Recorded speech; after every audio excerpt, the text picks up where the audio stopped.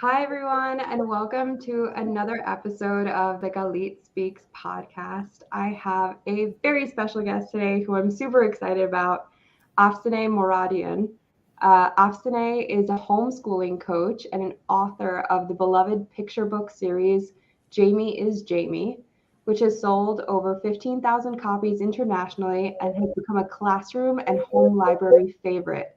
As a homeschooling coach, she guides adults by giving them the language to communicate effectively with their children, empowering them to create learning spaces that are safe and inclusive so children can thrive. Afsaneh is a doctoral candidate in education and has a master's in education. As an educator and curriculum writer for over 20 years, she has worked with hundreds of students from preschool to graduate level. She has led various teacher training workshops and appeared on the Consciously Parenting podcast, Authority Magazine, Mamas at Work podcast, USLA Radio, Indigo Radio, and more. She enjoys homeschooling her child in New York City and Oaxaca, Mexico. So thank you so much for being here. I'm super excited about this. Hi, thank you for having me. I'm so lucky to get to talk to you. Yeah. So how did you get into this space? I feel like it's so needed and we're in a climate where people just don't understand how to talk to their kids and how to do what's right for them, and it's so politically charged. Like, what made you want to do this?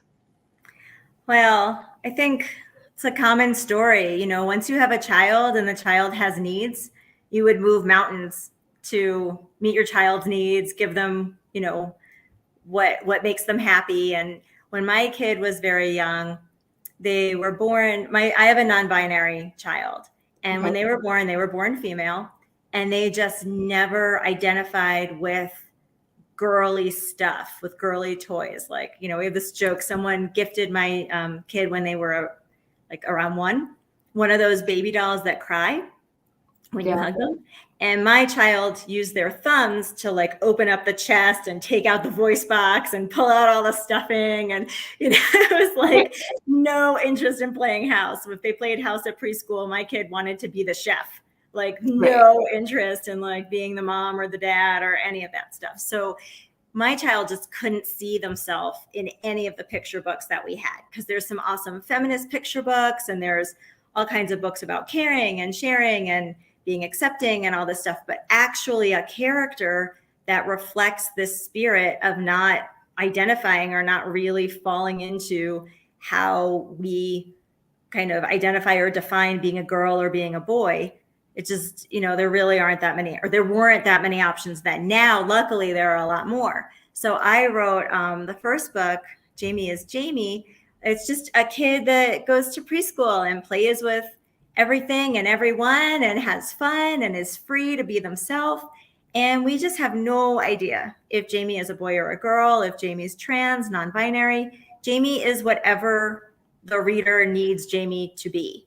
And so it enables a lot of kids to see themselves in the story and feel that freedom. And also the focus is on what does it mean to be a really good friend. And so if we can create more gender neutral spaces for young children, it opens it up for them to explore their creativity and develop themselves without any restrictions or any like this, these are boy toys and these are girl toys. And I know a lot of parents don't do that, but the stores and the toy aisles really, really, really do that. It's still the pink and blue packaging. Even with Legos, there's Lego Friends for the girls and the regular Legos are for the boys. And kids pick up on that stuff. And then adults, when they're buying presents for other people's children, they think, oh, what would a 5-year-old girl like? I'm going to get a doll. Oh, what would a 5-year-old boy like? I'll get some trucks. So we, the adults, we still hold on to those gender stereotypes and we keep giving them to new generations of children. And so I wanted to write books that give kids the freedom to be themselves, to know that whoever they are is amazing and fantastic. And we love you for who you are. And just a gentle reminder to the adults to maybe not go so hard in what they think girls and boys should be like and want and play with and that sort of stuff. So the series developed from there, because, with that, there's a lot of things that come up, like pronouns.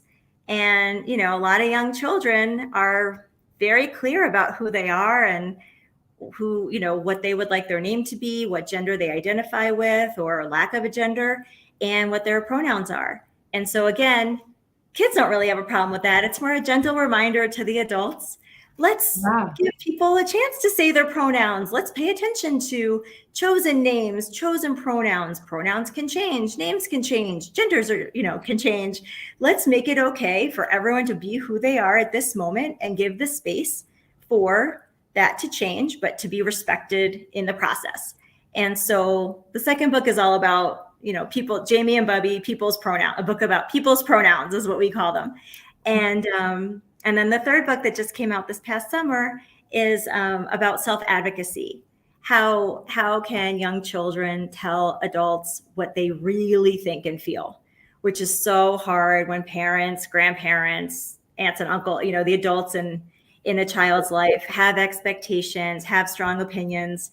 And so how can a child say, I don't really like that thing, or I don't really want that thing, or, I really feel like crying, even though you tell me, boys don't cry. I need to cry sometimes, and you need to let me. So it's a book about, sharing.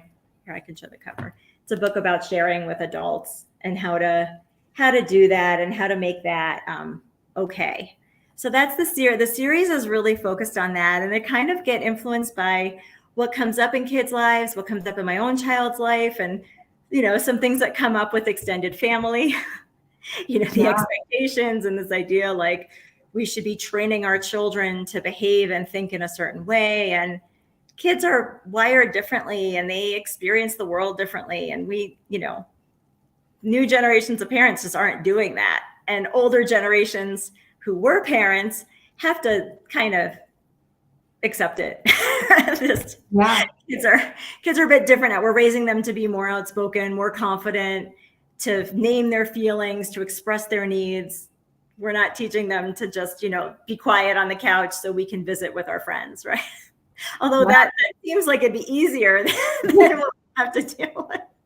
Although it created some very screwed up generations. So I think in the long run, in short term, maybe that seems easier, but in the long run, it has definitely not been a benefit to us. Right. No, definitely. And we see the need all of the time to have independent, critically thinking people who do not just accept everything they see online or whatever they hear, right? There's a constant need to fact check, to question, to investigate for yourself, to form your own opinions. And it's really hard to do that as an adult if as a child, you're not encouraged to think for yourself, if you're not asked what you like, what choice you would make, what would you decide, and to be empowered and given that agency as a child within the safety of, adult supervision and adults being part of the conversation.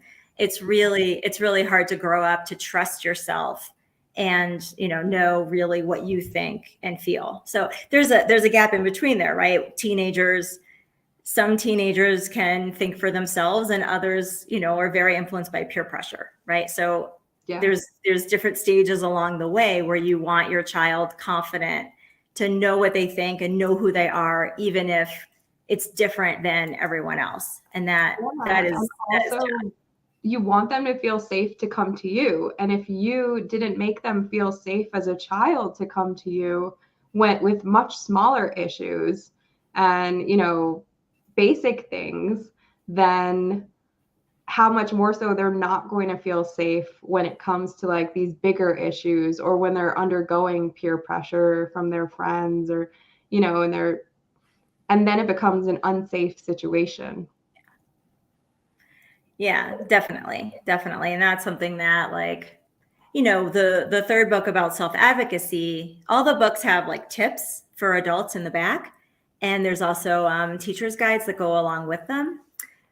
And for the book about self-advocacy, about sharing with adults, I kind of touch on it, but it's that if you don't open the door about the little things and pay attention to the little things, it's hard when an adult is taking advantage of a child for the child to come to you. So as long as a child has at least one adult that they trust, that they feel safe talking to, they're okay. And we see the urgency of that for LGBTQIA plus kids, because it's too easy to make this group of children feel like there's something wrong with them. Like when their pronouns aren't respected, if their chosen name isn't used in school or in any setting, they feel like there's something wrong with them, that they're not supposed to have their pronoun that they have, right? Because their existence isn't being respected. So it just leads to a whole bunch of, depression, mental health issues, and so important. You need to have a strong connection. That's what we see over and over and over again. Kids need strong, loving connections to at least one adult, preferably more. So it really puts it on us to not be so quick to dismiss why a child is upset, or when a child is saying something about who they are. Like, a child can know that they're trans 3-4 years old. And if they say that to their parents, and the parents are like, oh yeah, whatever, that's just a phase, ignore it. That's not really going to help build that trust and safety. So. And I love that your books are so, like, it's so tangible and it's so visible, because we know how much representation matters. I mean, I remember me growing up. So I have like two pieces of this, right? One is I was a girl and I hated pink, but everything that I got was pink. And clearly my favorite color is blue. And like I was not even allowed to explore that, because blue is a boy's color. And like also one of my birthstones is, I'm in October, so like my birthstone was pink tourmaline. And so I literally got everything pink. And thankfully I learned that the birthstone is also opal, so I've gravitated towards opal. But like as a child, that was like, I felt like no one was listening to me, right? Like, why can't I have this stuff that I like? Why do I always have to get put in this color that like I don't like and I don't feel like identifies with me?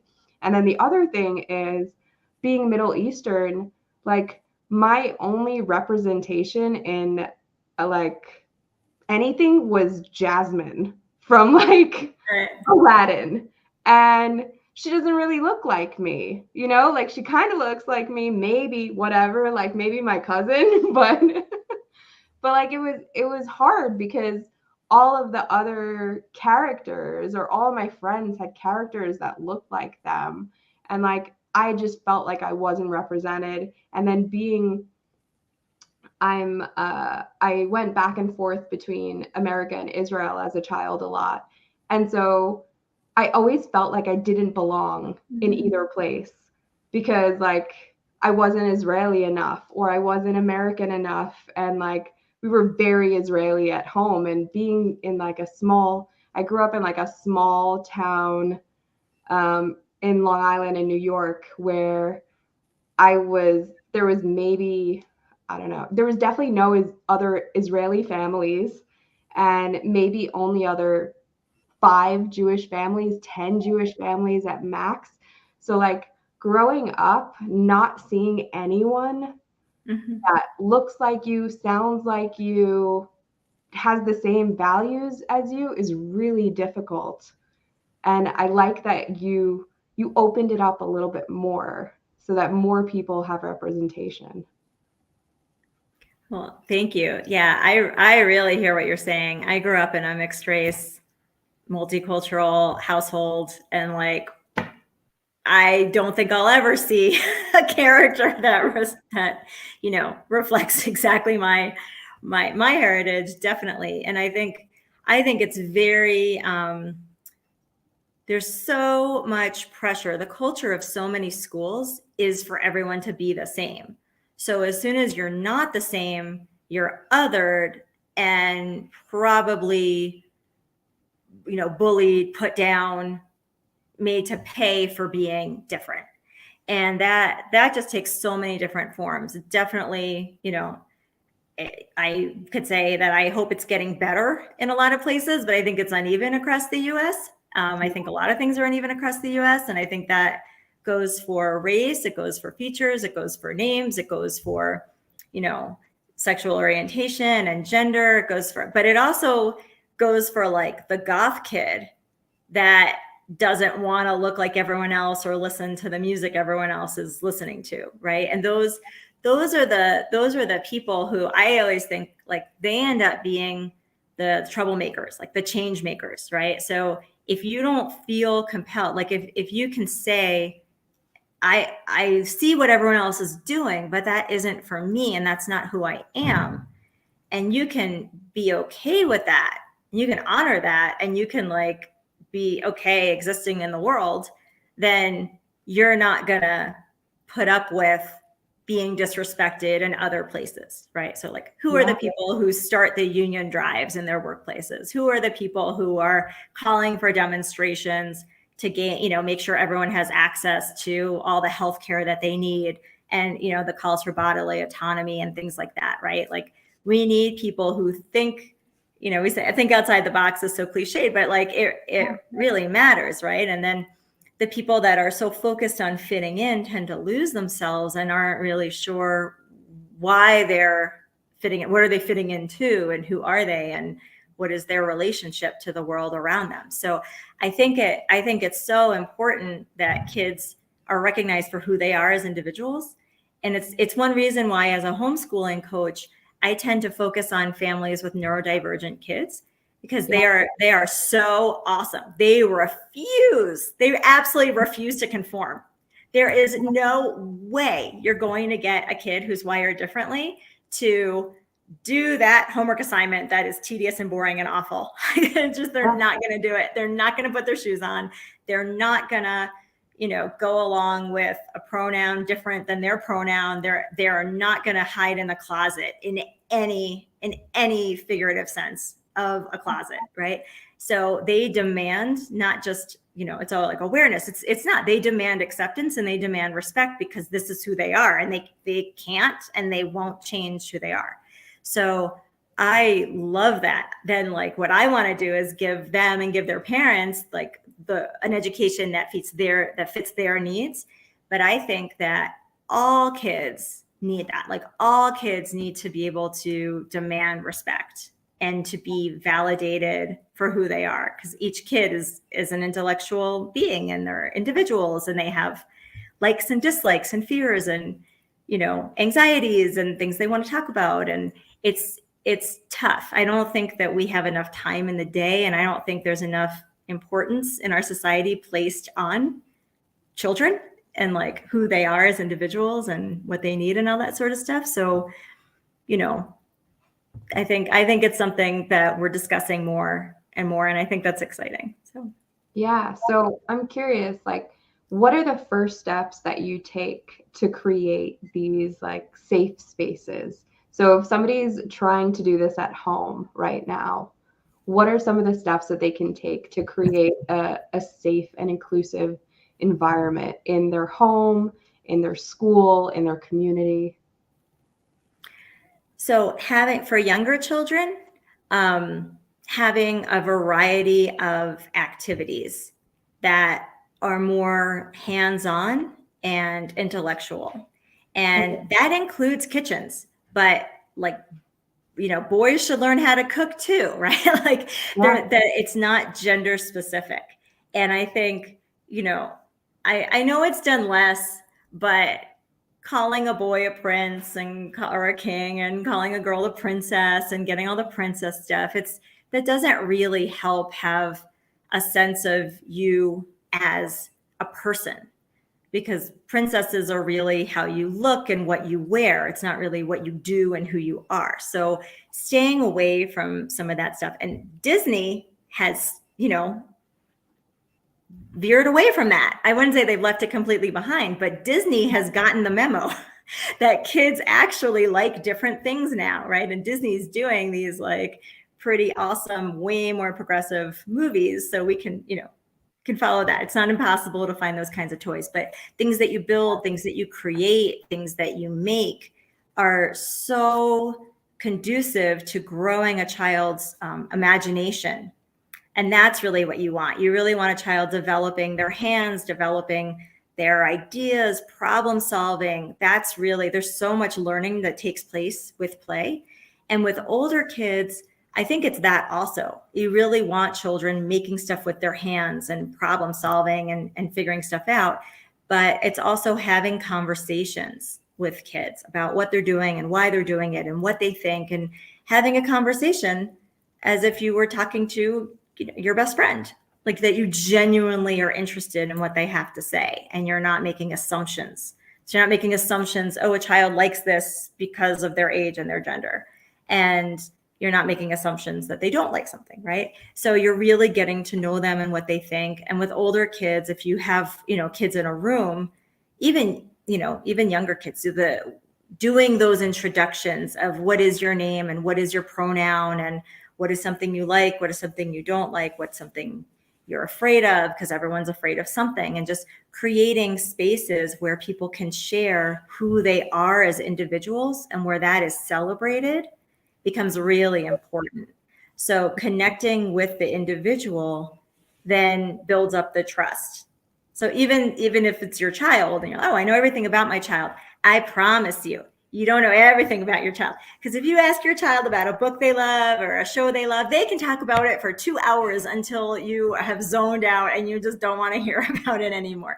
But they have so many ideas. It's hard to keep up with it. So I think that becomes really important, not putting any limits on play or on learning, that letting a child go where they are interested in going without, oh, you can't wear that or you can't do that. We can't put those limitations or say that what they're doing is wrong. We can say it's not safe, right? We can jump in and, protect them from hurting themselves, or if they're, need a little bit of help with another child to resolve a conflict.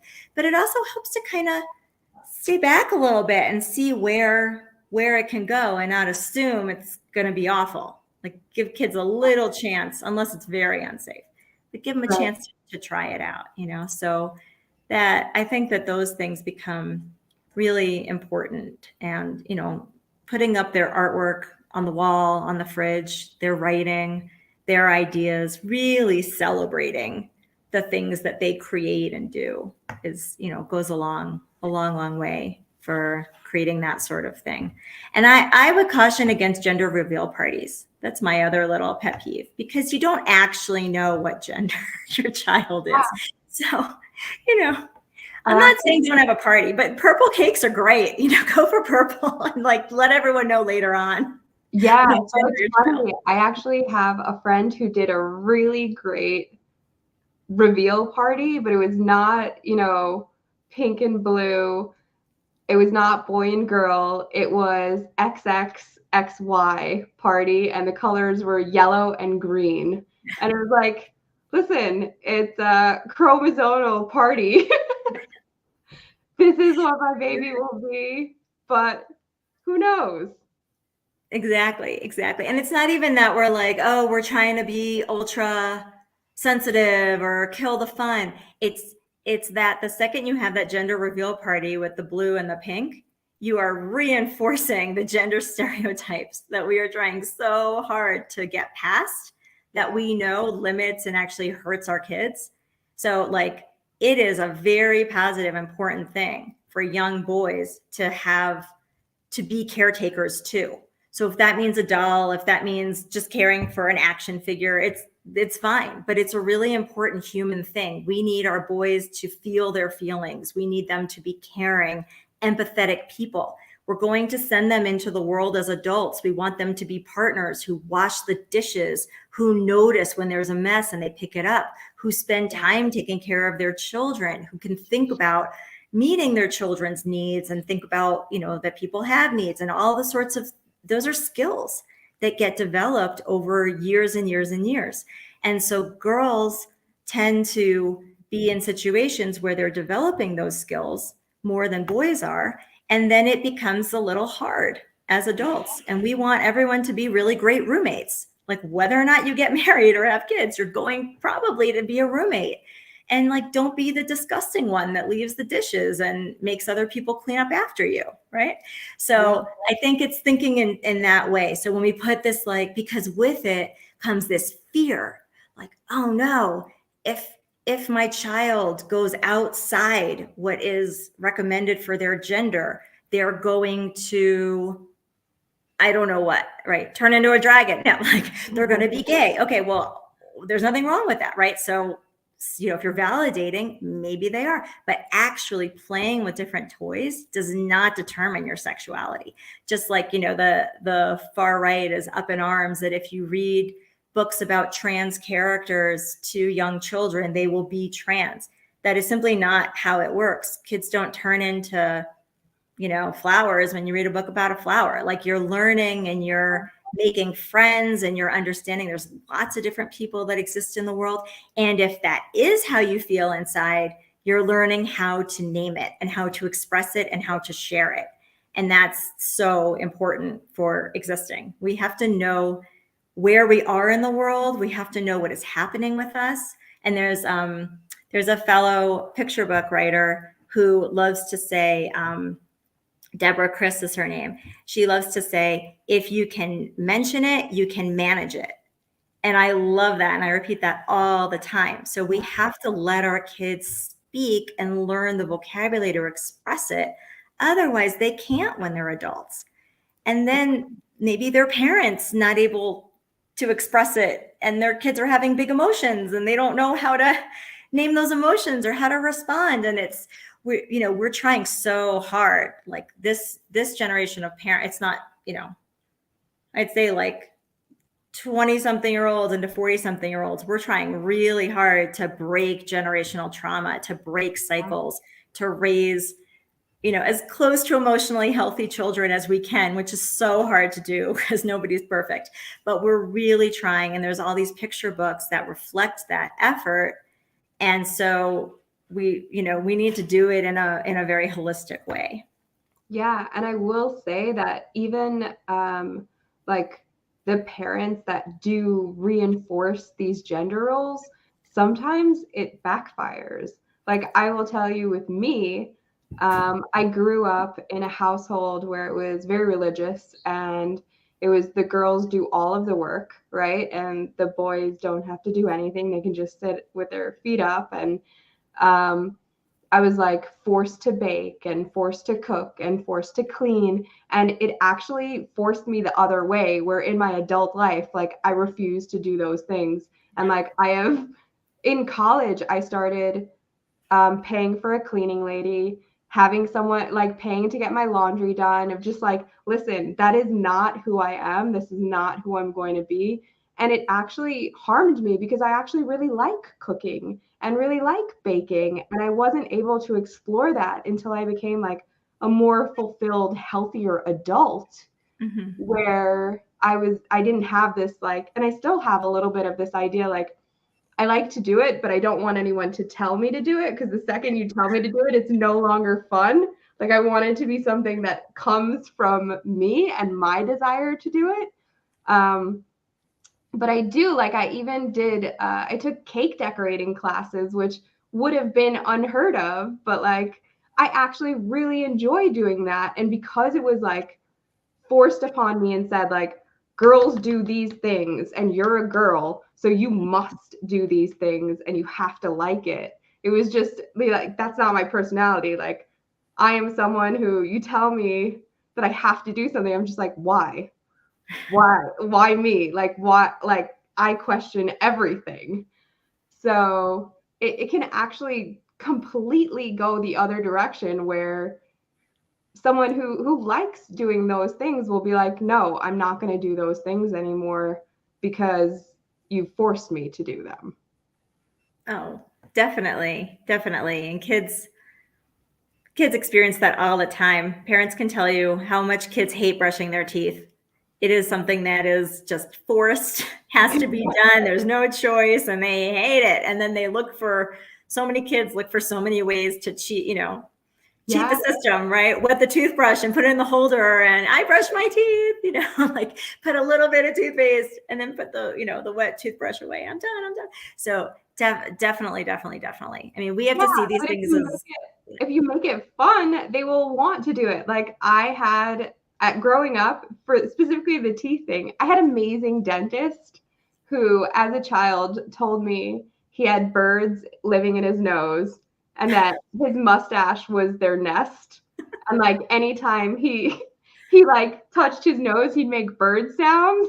And I absolutely loved going to the dentist, loved brushing my teeth because it was like fun. Like, oh yeah, that's the guy with the birds in his nose. It's gonna be an awesome time.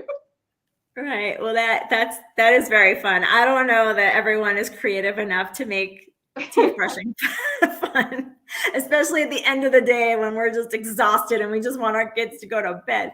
But I do think what you said is really important, which is about the explanation of why.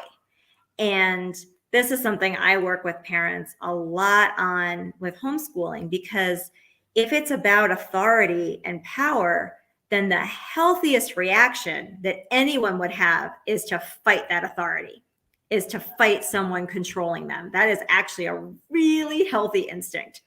We don't really want to raise our kids to be passive and docile and say, oh, okay, I'll do whatever you say. You can do whatever you want to me. I mean, that's just not really a healthy. Our kids need to know that they can have boundaries too. And when our kids resist anything, they are establishing a boundary. When they say no emphatically, they are establishing a boundary. Now, that boundary might be totally ridiculous, right? Like a child will stop moving in the middle of the street and refuse to move, and you have to pick them up and carry that, right? Like sometimes can't always respect that boundary in the moment. It's not safe. But if you're explaining the why, then it's not that a child has to do something because you're telling them to. They have to do it because there's this external objective reason. And then it's called a natural consequence if you don't. So like with teeth brushing, okay, you have to do it because you ate food and the food's in your teeth and then bacteria is going to form. And let's look at this book or this YouTube video about how cavities form so that so you gotta brush your teeth, you gotta kill that bacteria or that's what's gonna happen. So you take it away from you and your authority as the parent so that it doesn't become a power struggle. But I keep talking about teeth, which is such a hard thing, because if the kid doesn't brush their teeth, the natural consequence is cavities, but we have to pay for it.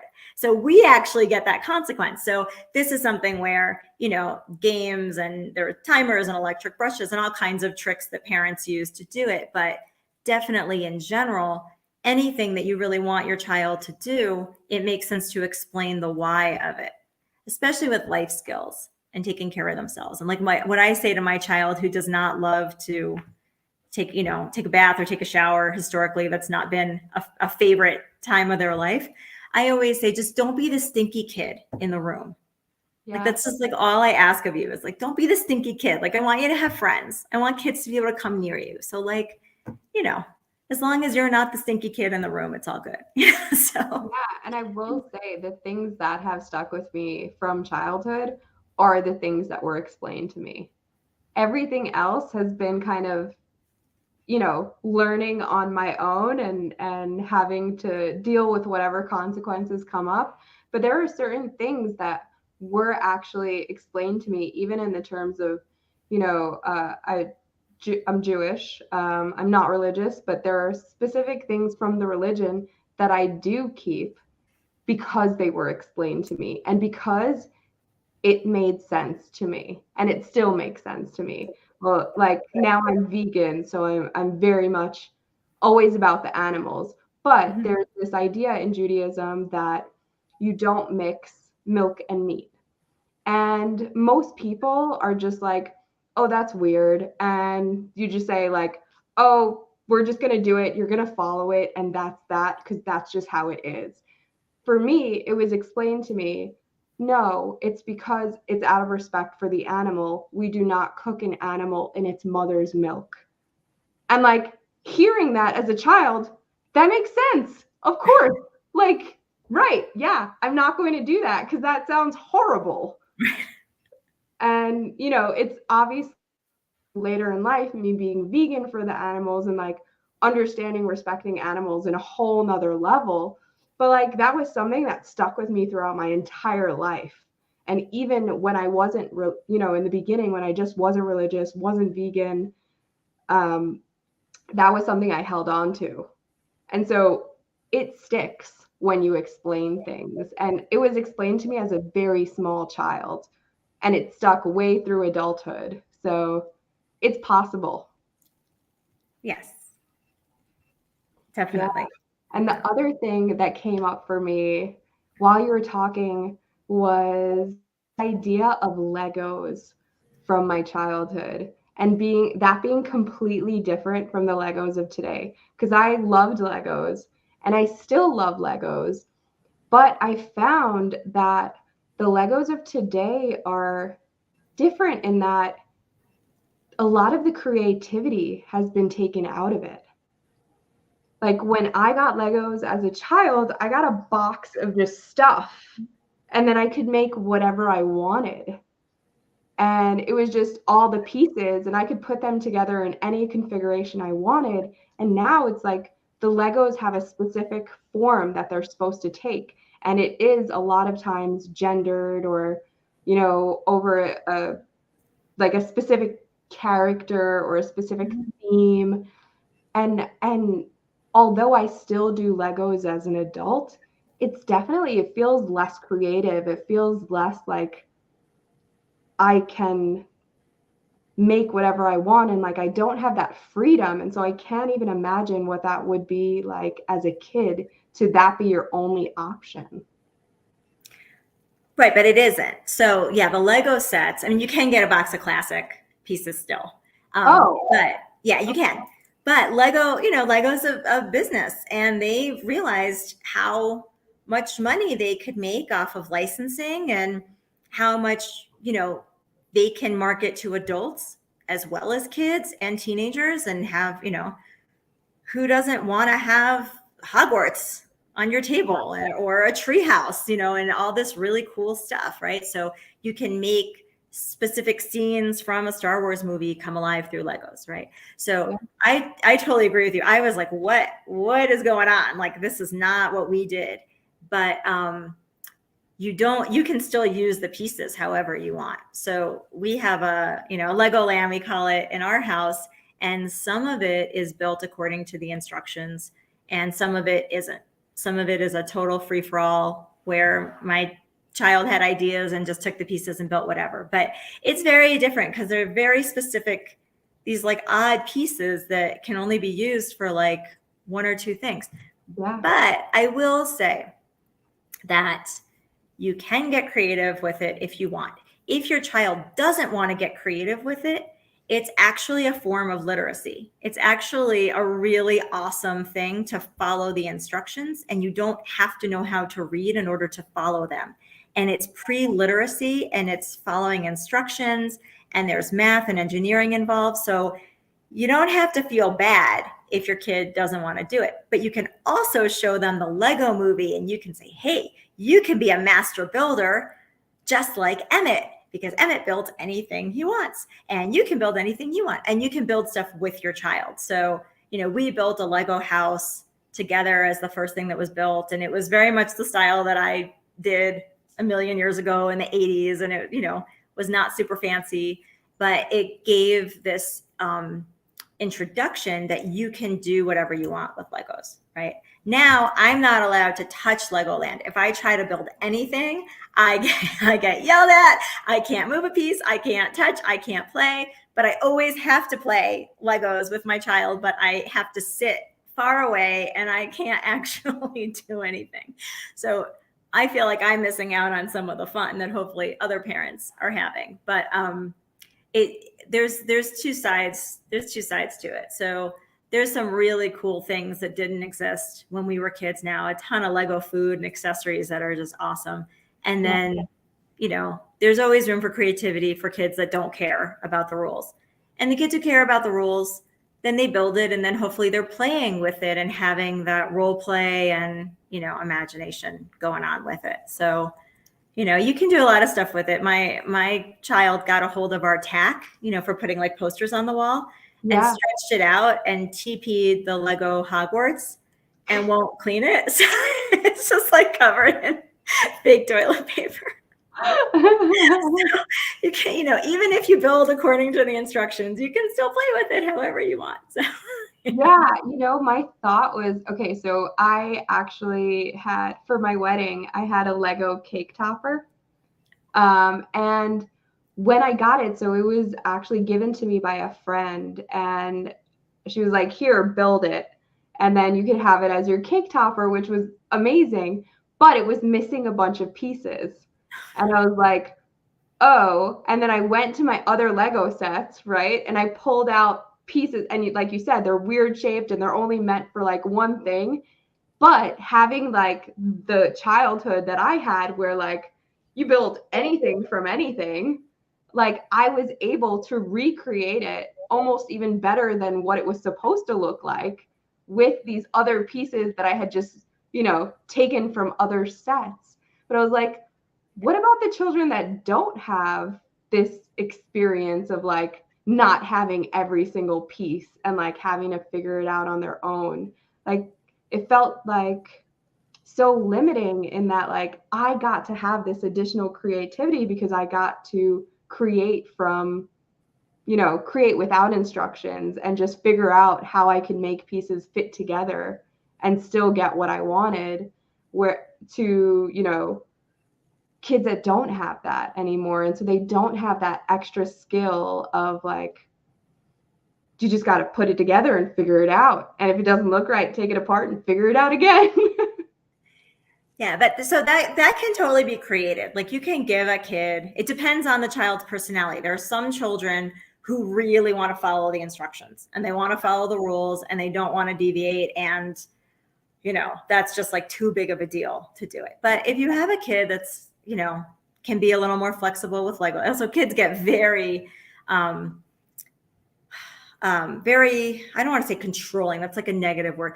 Kids care very much about their Legos. They care very much about who's touching them and some children, how they're being used and who's touching them and what's happening with them and all that. So you have to respect your child. You don't want to send your child into, high anxiety and a meltdown because you changed something, right? But if you can, or with other materials, it's really fun to give design challenges. It's really fun to be like, can you build a seesaw out of Legos? Like, what about if you make a playground? Like, here's some space, make a playground, right? And then it's not from a set and you have to figure it out. Or can you make a 2-story house that has a roof that, everyone can hang out on? Like things like that. And you can do that if you don't have Legos are crazy expensive. So like, it's not to say that your child has to have Legos or they're robbed of a childhood. You can do that with pieces of paper. You can give a child a few pieces of, blank paper and some tape and some staples and a pair of scissors and say, create a monster or create, a person that can stand or whatever, right? You give the challenge and then they can figure that out in their way with those materials. So there's a ton of ways to do that. They even sell like inventors boxes, but you don't have to go buy that either. Cause I got one, I opened it. It's like, really? It's pipe cleaners and craft sticks. Like I have all this, like, why did I buy that? What is this thing? So, if it was full of circuits and, LED lights, that would have been awesome. But there's a lot of stuff in your house. Never underestimate how much you can do with dried pasta and dried beans. You can create a world with those things and some, craft sticks and some straws or whatever. So it's really, if you want the child focusing on the creativity and the problem solving, then you don't need the bells and whistles. You really need the creativity. And if you don't have the creativity because maybe you used to be creative, but now work and life has made you exhausted and sucked that out of you, you can go online and look at, design, Maker Ed, it's called, or Maker Space. There's all kinds of design challenges that are really awesome and fun and simple. There's some that are more complicated, but it's something that, if there's time, you can do it. It's also really fun if you do one too. so that like your child is figuring it out and you're figuring it out. And it's kind of a fun thing because there's no right or wrong answer. So the whole point of fostering creativity and problem solving is that there can't be one way to do something or one right answer. As soon as there's only one way, it's like the lowest level of learning. So higher level learning is a child figuring things out. It's applying knowledge and skills to a brand new situation. So that means, you know, here are some materials, here's the task, figure it out, right? And you know, you can do that in so many different forms. So that's what makes it fun and exciting. And, you know, when a kid gets into it, they can spend quite a bit of time making stuff and figuring it out. And maybe sometimes my child will get so into it that they ignore the original mission and just like go in their own direction and create like a whole village of paper people who are, you know, having dinners, and then they have to make all the paper food. And like, you know, that's awesome because they're busy, they're creating, they're figuring things out, they're figuring out how to do something. I get some peace and quiet. You know, it's all good. Like, that's, as much as we love our kids, we also really need them to be entertaining themselves in really productive ways, so we don't feel guilty about all the screen time that they get. And so this is a way like we can be near but not have to be involved, because they're figuring it out and they're doing it. And if you want to do it too, that's great. And if not, you can be nearby doing what you need to do while they do it. And then getting so excited about everything they do. So. Yeah. And I think it also gives them the agency to then be, you know, more in control of their selves and their self-advocacy as well. Because this is like another thing that they're trusted to do on their own and to figure out on their own. And so it kind of bleeds into other areas of their life, if you will. Yeah, definitely. We want our kids to feel like they're more than whether or not they wear a skirt, if their hair is short or long, whether or not they're wearing nail polish. Like we just don't want our kids' identities to be so tied to how they look and what shows they watch and what they play with. So, you know, it's just something to think about. Because also with television, there's like girl shows and boys shows, and then there's some that are supposed to be for both, but you know, not really. Like, you know, I don't want to pick on, I don't know about copyright issues, but you know, there's one show about dogs, and there's like, I think they may have added another female character, but for a while there was one female dog.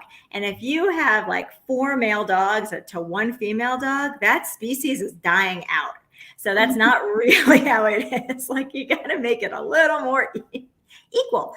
So, you know, there's a lot, things are so much better than when I was a kid, but there's so far to go with children's media, with picture books, with TV shows, with films. I mean, now it's like very exciting because a protagonist needs to be a child of color, usually female. There's probably going to be some sort of queer character in the show. And, you know, there's disabilities that get represented now. So there's, you know, that's really cool and exciting, but we need it to like go even more, right?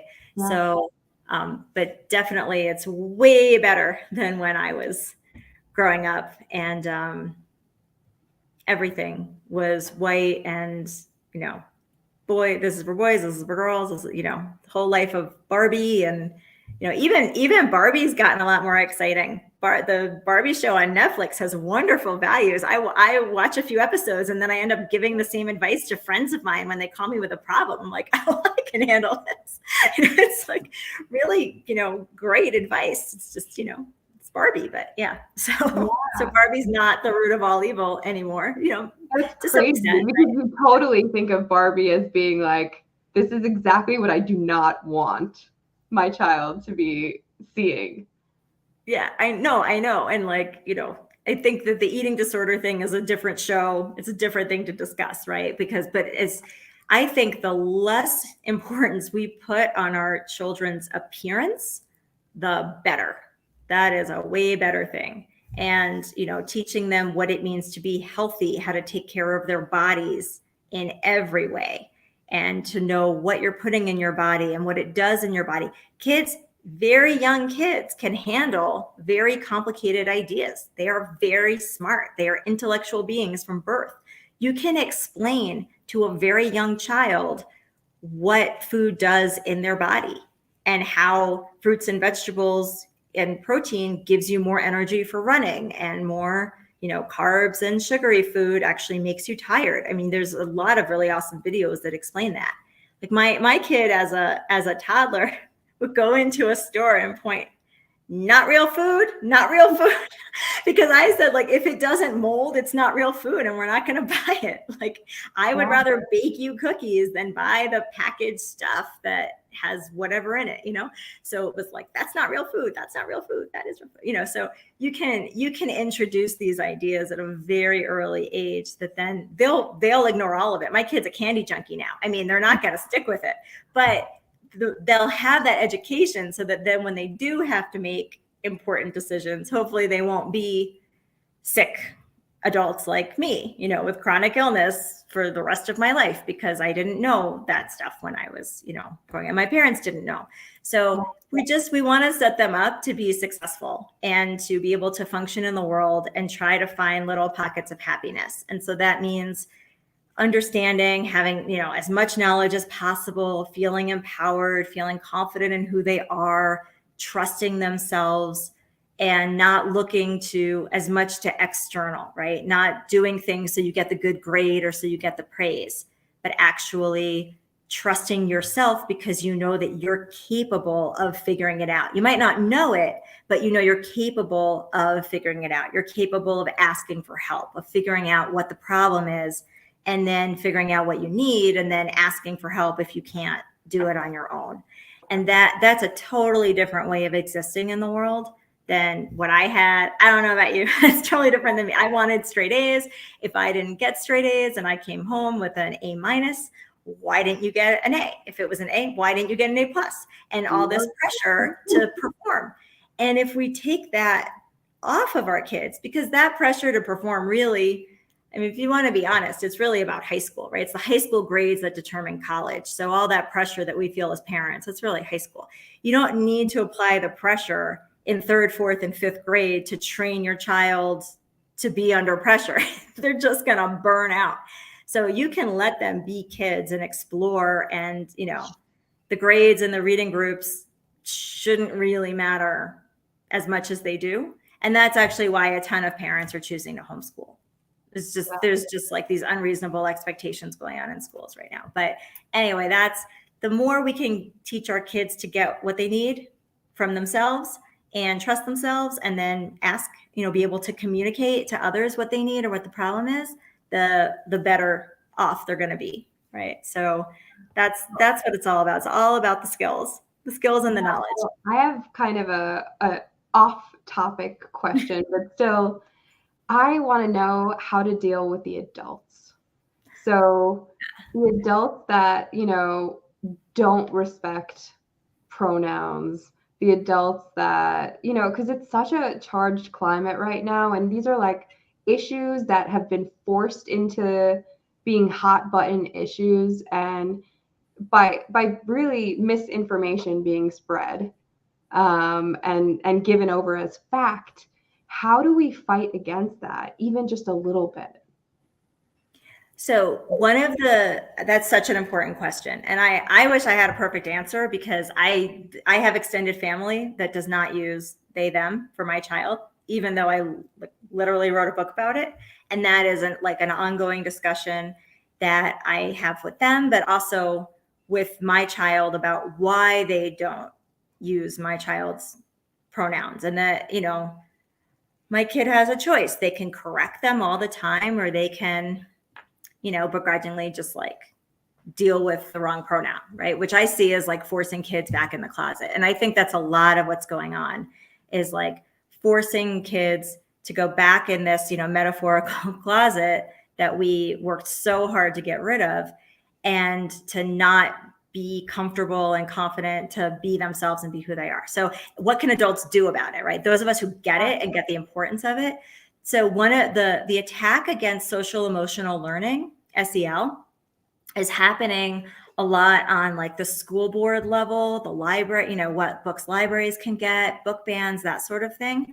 And it really requires numbers. Like, in order to be heard and make extreme sides feel less confident, you actually need to show up. So parents, okay, for example, there's this wonderful organization, Drag Story Hour, that has drag queens and drag kings reading picture, but they read my books to young children. And then they do they have a discussion and they do an activity. And it's this wonderful sort of magical event because the kids get to see beautiful makeup and clothes and hair and meet people they wouldn't normally meet. And it's all about growing inclusion and acceptance and exposure, that people are different and you should love people for their differences and not be scared of the differences.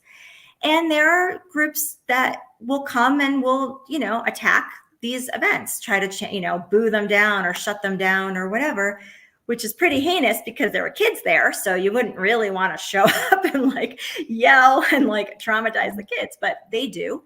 And what's happened is the parents and other community members come and hold hands and create circles around the event and make it a safe space with their bodies. And that is really the way to make a clear communication to that side, that we are not going to let you take away these spaces and we are not going to grow your confidence. Because if nobody shows up, if they come and they can shut down an event, then they get confident to keep doing it and do it more, right? And get more people to join. If they can't because people show up, then they feel less confident to keep doing it. So it's the same thing with school boards. There's now school boards with 1 or 2 members that are very outspoken on these issues. And SEL, there's all kinds of myths about it. Social emotional learning, it runs the gamut from books that create acceptance for autism. All of my books are considered social emotional learning that are LGBTQIA inclusive. It also includes books about naming your emotions, about consent, about, how to handle your anger, about, getting a new sibling and how do you understand that. It is everything related to everything social and emotional for young children. So the people who are against it, I don't think they even understand. They think it's just books with like trans characters or something, and they don't want their kids turning trans. I mean, it's the whole rhetoric, the whole like ideas around it are just all these myths and lies and whipping up fear. So I think it really matters on a local level. I think, packing school board meetings and speaking in favor of kids, learning, being respected, being represented, creating inclusive spaces, learning to respect one another. It goes hand in hand with, arguments about curriculum, how history is being taught. But the SEL part is especially disturbing because it's like a demand for toxic masculinity to be a solid part of our culture. And all of the damage that comes along with that to the men and the people who know those men, right? So it's like, it's a huge topic, and it's too simple to just say, oh, I'm anti-SEL and then ban all the SEL books. So like in Florida, you can't use the word inclusion in classrooms. You definitely can't talk about anything LGBTQIA plus, related, inclusive, whatever, but even the word inclusion. So that it's taken to such a level where the parents are like rabid about it without really understanding what it is that they're against, right? And how it's going to affect their kids. So I think being public, showing up, turning out, I don't think there's enough of that happening today. And we keep seeing really important things being taken away, and people have to actually come together and voice their opinions, right? And, both sides, one side does that really clearly, but like our side needs to do that too. And we have more numbers. So we need to come out again and, hands across America all over again, right? Hands across America for SEL and inclusion and, bodily autonomy and whatever you pick an issue, right? So and I think it has reached that point. As far as so I currently live in Arizona, I came here from New York. I originally was in New York, where I didn't necessarily feel fearful when speaking out on certain topics. And then, so there were a couple of things, like Arizona is an open carry state. And so I know people have guns. And like literally yesterday, I was standing in line to vote, and the person in front of me kind of made it like super clear that he wasn't happy that I was there, like by saying it really loudly over the phone to someone else. And like on the one hand, like he was clearly talking about my husband and I, and like my husband wanted to like start something. He wanted to be like, hey, you're literally on the phone right now describing me and saying how I shouldn't get to vote. And like I was just like, I'm not trying to get shot outside of the outside of like where I have to go to vote to actually do some policy changes. But it's kind of reached that point where we have to put ourselves in those situations again and try to do it as respectfully as possible, so that we don't cause extra baggage on the topic. But because that's what they want, right? They want to see people crazy and screaming and like, and just try to be respectful, but still keep coming out, keep being there, keep being in their faces. Because if you're not doing anything, if you are not behaving in a manner where they have to feel fearful, they can never say it was like self-defense, and Sure. But it's not always safe if you're doing it as an individual or just you and your husband, right? So we want to be safe. We know that, the world is an unsafe place. So what I'm saying is, like, if a school board is going to have a meeting on whether or not to ban SEL curriculum, and that you maybe get on the phone with all the other parents in your kid's class or in the whole grade, or that thinks SEL is important, and then go together. It's very different to have that meeting with 30 parents disagreeing and speaking in favor of SEL. It is so much easier if nobody shows up and the board members say what they think and then vote and it's over. So that's what I mean. Like, it really is about, like, our power is in our numbers. It always has been. Everything, right? From getting weekends to a 40-hour work week to bodily, any kind of civil rights, healthcare rights. I mean, you name it. It is. And like, a lot of the stuff is being taken away, even if not formally, even with voting. A lot of people who historically were not allowed to vote still can't vote. They're not on the list. There's a detour in their neighborhood. The gerrymandering is a real thing. Like, so we have to see, like, oh my gosh, like, history is so important to know, because how things were changed in the past. And then we can kind of say, oh, that's what they did. Oh, maybe we need to do that again. Oh, that seemed to work. We should try that again, right? So that I think becomes the hope and the inspiration for the future, right? That's what keeps us from feeling really depressed and powerless.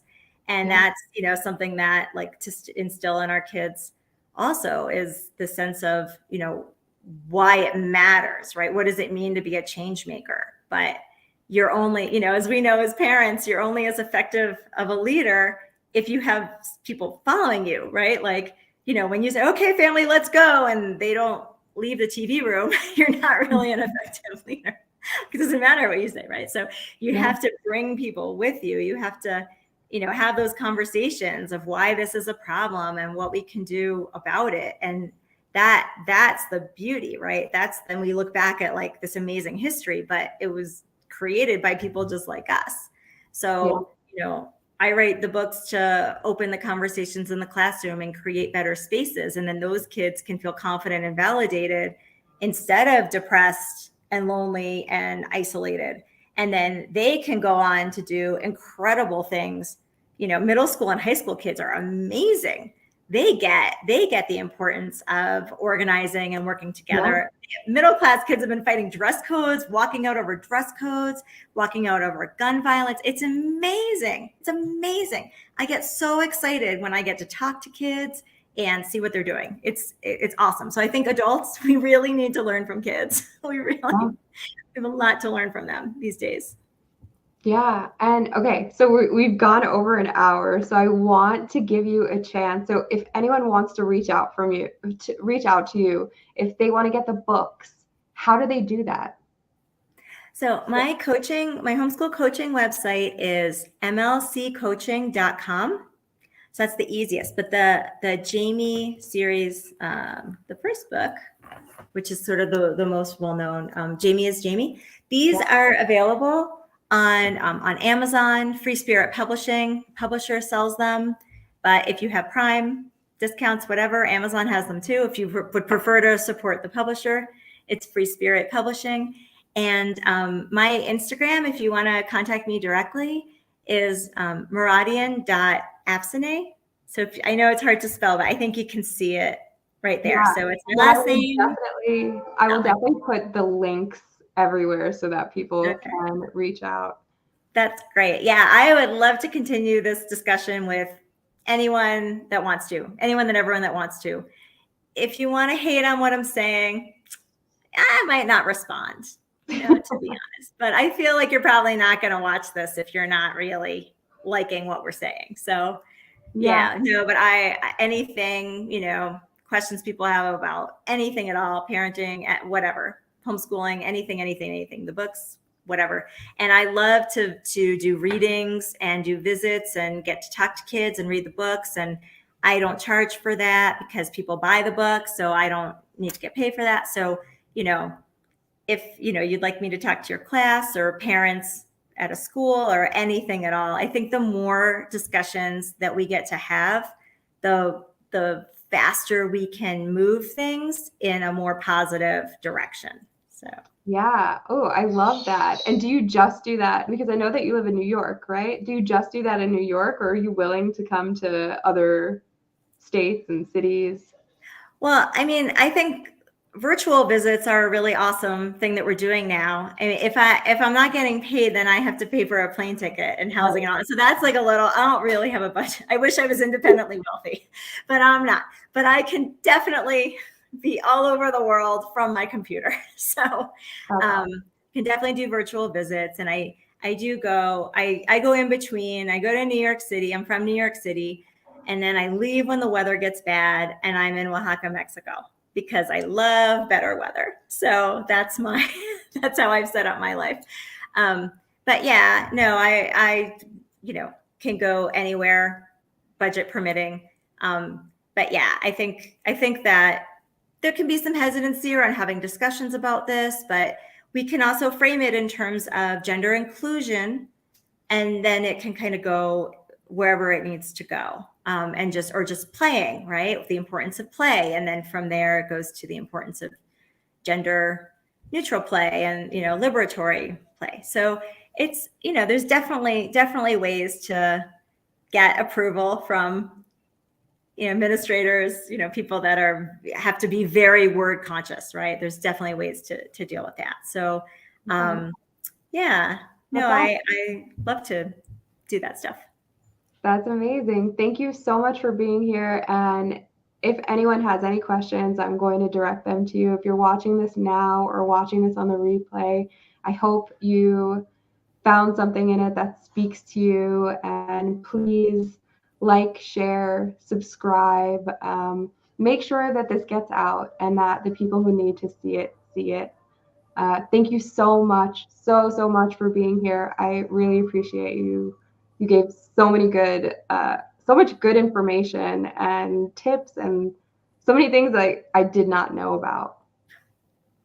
Thank you so much for having me. This was so much fun. I really appreciate it. I appreciate you so much, Galit. Thank you. Thank you. Have an amazing night. And if you need to reach out, please make sure I will share all of her links, but make sure to reach out to Afsaneh. You can always reach me, Galit Speaks, on YouTube, on Facebook, on Instagram, any of the platforms. If you ask me a question, I will answer, and I will make sure to get you her information as well. Thank you. Thank you. Have a great night.